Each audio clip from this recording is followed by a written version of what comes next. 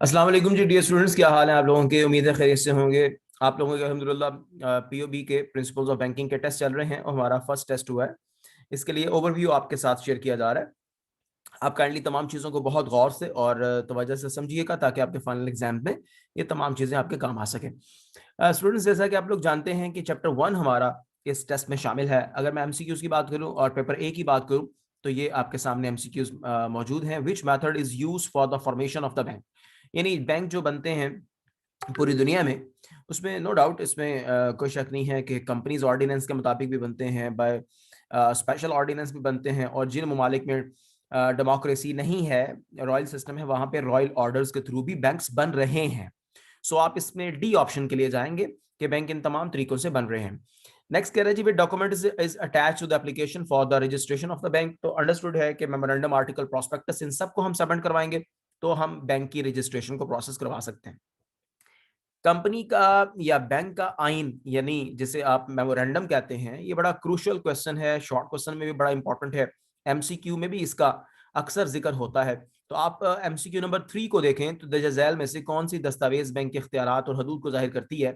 तो लाजमी बात है कि इख्तियारात यानी कि अथॉरिटीज, और हदूद यानी कि लिमिटेशन, और इस पर राइट्स एंड पास का जिक्र भी हो सकता है। तो मेमोरेंडम इसका सही आंसर है, number A. Who is the founder of commercial bank? Commercial banks को बनाने में किन लोगों ने अहम किरदार अदा किया? तो फोर्थ एमसीक्यू में आप ऑल ऑफ द अबव के लिए जाएंगे, यानी डी ऑप्शन के लिए। लफ्ज बैंक जर्मन जुबान के लफ्ज बैक, ये फर्स्ट ऑप्शन है, बैक से अखज किया गया है। जर की तखलीक के बैंक कौन से होते हैं जी? जर की तखलीक के, जर की तखलीक कौन से बैंक करते हैं? यानी मनी क्रिएटिव बैंक।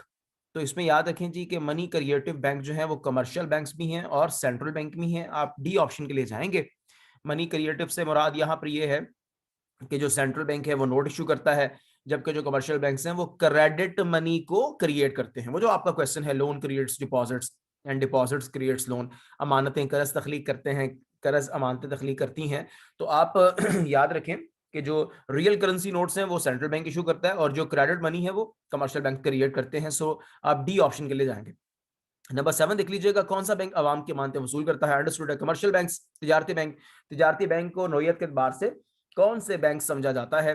तो ये आप देख लें कि अमानती बैंक, यानी लोग अपनी अपनी अमाउंट्स को यहाँ पे डिपॉजिट करवाते हैं। सो आप फर्स्ट ऑप्शन के लिए जाएंगे। शॉर्ट क्वेश्चंस की बात करें तो आपने देखा कि शॉर्ट क्वेश्चंस में आपके सामने पहला क्वेश्चन आ रहा है कि how was the word bank derived, लफ्ज बैंक किस तरह हज हुआ। तो आप इसमें, आपका फर्स्ट चैप्टर शॉर्ट क्वेश्चंस, उसमें पहला क्वेश्चन आपके सामने है। आपने इसमें बयान करना है कि मुख्तलिफ जुबानों के अल्फाज की मदद से ये बैंक का लफ्ज अखज किया गया है। जैसा कि इतालवी जुबान है बैंकस बैंको, फ्रांसीसी जुबान है बैंक्यू, और जर्मन जुबान का लफ्ज बैक से ये अखज किया गया है। दूसरा लफ्ज कह रहा है जी, बैंक करप्ट किस तरह अखज हुआ? How was the word bank corrupt?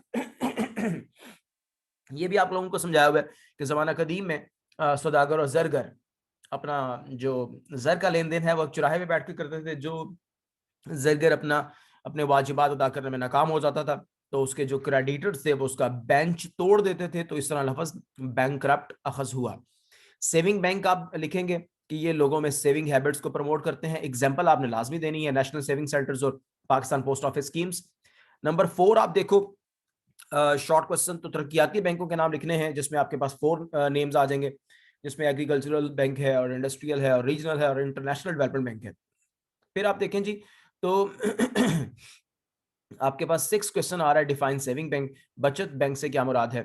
तो आप इसमें सेविंग बैंक्स के हवाले से बात करेंगे। नंबर 7 देखें तो define bank according to banking companies ordinance 1962। तो आपने बैंकिंग कंपनीज ऑर्डिनेंस 1962 के मुताबिक ही इसको इसकी तारीफ करनी है।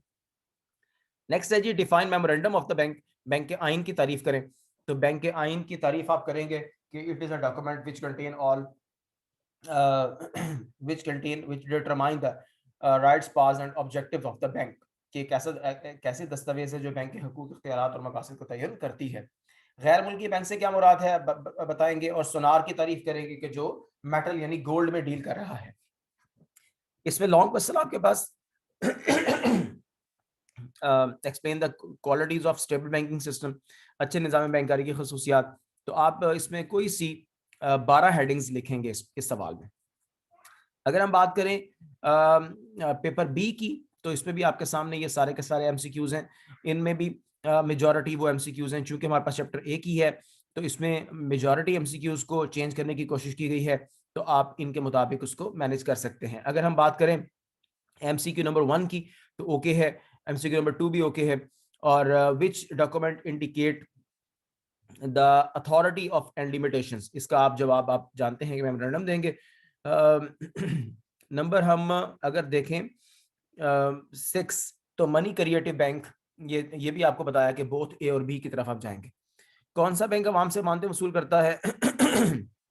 अब याद रखिएगा जी कि कमर्शियल बैंक अपने लोगों से, अपने ग्राहकों से उनके मानते वसूल करता है।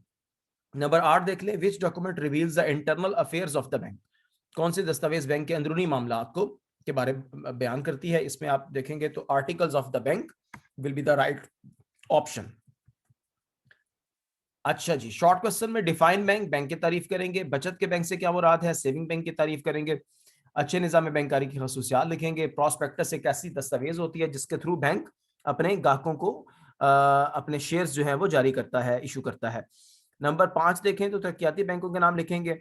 नंबर 6 देखें तो statement in lieu of prospectus, यानी अगर रजिस्ट्रेशन के वक्त बैंक अपना प्रॉस्पेक्टस सबमिट ना करवा सके तो उसकी जगह एक ऐसी दस्तावेज जमा करवाई जाती है जिसमें तमाम जरूरी इंदराजात मौजूद होते हैं। This is known as statement in lieu of prospectus.